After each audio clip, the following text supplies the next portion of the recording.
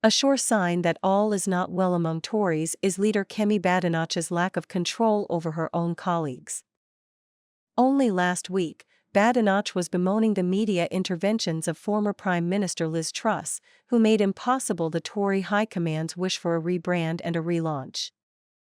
This week, Badenoch was forced to distance herself from her own Foreign Secretary's defense of the last Conservative government's immigration policy. Dame Priti Patel's refusal to apologize for record-high immigration figures was not on message, and Badenoch let it be known that under her leadership, the party would tell the truth. By then, Badenoch's rebuke hardly mattered. Nigel Farage pounced on Dame Patel's remarks to make another pitch for the dissenting Tory voter. The Conservatives must never be forgiven for their immigration betrayal. What was Priti Patel thinking? He asked rhetorically. Across the Atlantic, former Home Secretary Sala Braverman was making matters worse for Badenoch, with a ludicrous claim that Britain might soon fall under the control of Islamists.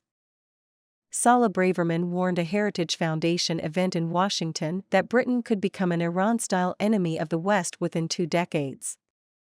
One senior Tory going rogue is an accident. 2 or more suggests disarray. Even if she was so minded, Badenoch cannot simply read the riot act to her colleagues to bring them into line.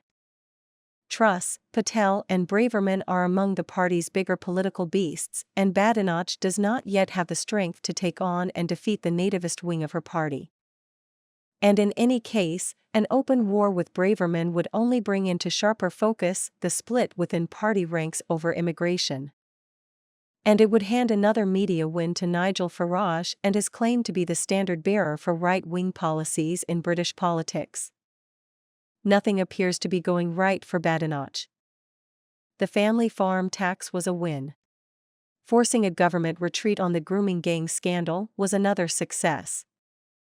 But at this stage in the political cycle, Badenoch needs to be making her mark at Westminster and in the country. Reviews of last week's PMQs were as uncharitable as any of the past 3 months. Badenoch was always going to be on a hiding to nothing with her criticisms of the government's economic record. The trouble for the Tory leader is that she lands only rarely a blow on the Prime Minister during PMQs.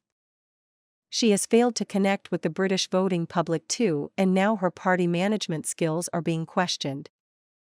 The Guardian has reported that Badenoch breached national business rules by forgetting to register as controller of the Conservative Party companies when she was elected leader. This adds to the emerging picture of Badenoch as overconfident and unwilling to grasp the smaller details of leadership. The sense of drift is growing. And all the while, the clock ticks down to the May local elections. Thank you for listening to this podcast from our Master's Blankets. Please like and share this podcast.